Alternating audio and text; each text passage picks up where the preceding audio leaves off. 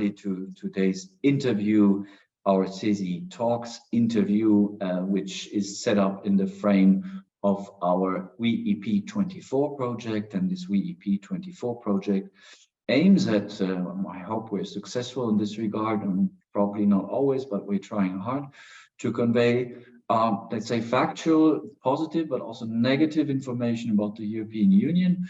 Let's say we try to be honest. And of course, what we want to do, what we want to achieve is that our members, the workers and citizens also have next year's European elections in mind. And today I'm very, very pleased and honored to have Sara Rinaudo with us.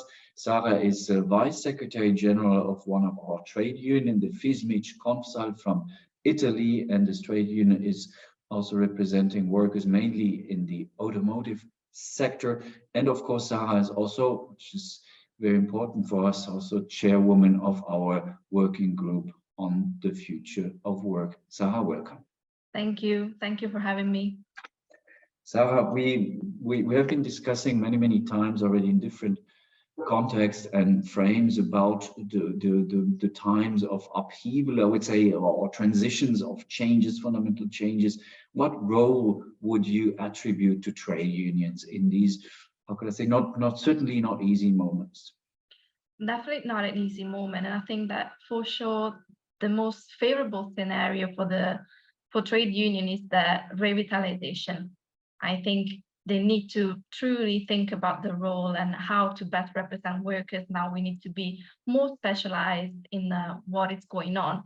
Obviously, we cannot be all economists or all politicians, but we do need to grasp and to have an understanding of what is going on. So I think we need to find innovative tactics, and I think new forms of engagement for our workers, with the workers, to represent them. Right on the top of my head, I think about precarious work. I mean, we need to face the fact that they are underrepresented. So we need to work on how to get involved those workers and get involved with them in order to be able to represent them. Just as the world of work is evolving, I think trade unions should too. And I think we should avoid the mistake of being stuck in the past. I think, for example, when we find ways of, instead of adapting the changes to what we know best and to the way things have been in the past, especially in workers' representation, we need to surf through the currents, grasp the impacts, react to them in a propositive manner, instead of just shouting out what the problem is without having or coming up with a constructive proposal.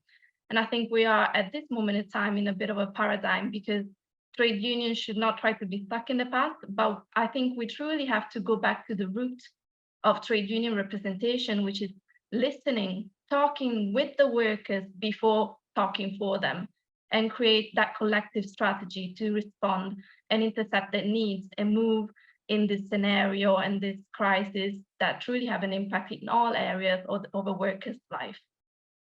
You mentioned also in one of your papers, which was adopted later on also by CESI, that when we spoke about the digital age and the threats for workers, and particularly the issue of decoupling threats. And I think this is something I can absolutely subscribe to, that in these difficult moments, you said we have to reconnect.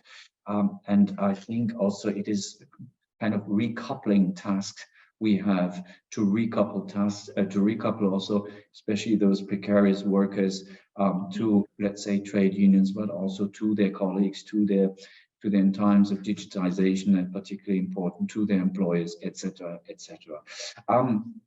Coming back to trade unions and the role, you know, that following the COVID pandemic, there has been this next generation EU reaction from the European Union, out of which the Recovery and Resilience Facility, as it was called, was set in place with a lot of money.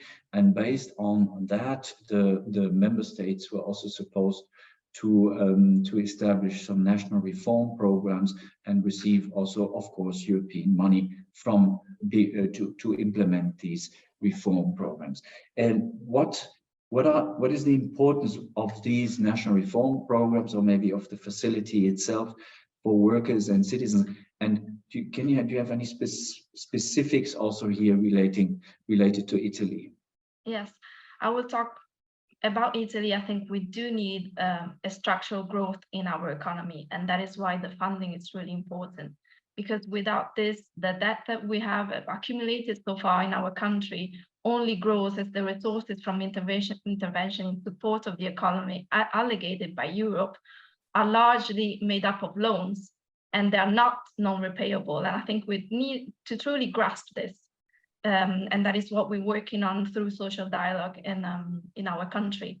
And the task of the Resilience Fund is exactly this: to make extraordinary resources set in place, a powerful engine that sees our country by the end of 2026 at a higher level of growth, so that the debt ratio can be traced back to the rates compatible with the challenges of the future, and to give in this way a better future for the citizens and workers. Here in Italy, we had higher resources from other countries because the Next Generation EU allocated more resources to those who have more deficit, more digital gap, more inefficiency in the public administration, more delays in competition and fighting bureaucracy. So we need to really understand that this funding is not a gift. These resources have been allocated in such a large amount to Italy because they're resulting of a measurement of these parameters that I've just said, and they've been divided by the number of the population. So we really truly need to understand that maybe we need to actually step forward. We received such an amount of money because we truly need it. We need to take that step and take that leap and work together to make a really strong change. And this means that this funding is an important structural reform that are the prerequisites to make a strong investment that can really act as a flywheel and accelerator of economic growth and give answer to the weakest social straits, starting from the world of work, youth, and especially the south of Italy in our country. You mentioned also, you just mentioned the importance here of this facility, of this Next Generation EU for also for young people. When you look at next year's European elections, what importance does it have for young people, maybe in general, but also for workers in Italy in particular? Yes, start talking with the workers, and especially with the youth, the young workers, and their perspective, their dreams about their future and the working future. I think we understood that there truly is a need for a common strategy, a common reaction, a common plan to face the challenges regarding the world of work. And we talk often, and as you know, in our group, in the future of work, about the future, but we have to understand that in some way the future is already now. The actions that we're taking on today and the proposals that we're making today, the people that will lead us today are shaping the world of work that will be tomorrow. So I think what is definitely expected when we're going to vote and then the election is for a governance that will shape policies that are, yes, innovative, but that they are applicable and they are thoughtful and considerate about the impact that they have on the population and on workers. So I think in the end, I can say that we expect the motto, not leaving anyone behind, not to be just a written statement. Sara, thank you very much. I suppose you will be voting then afterwards. Absolutely. Thank you very much. You take care of yourself. Thank you. Regards, greetings to Italy. Thank you.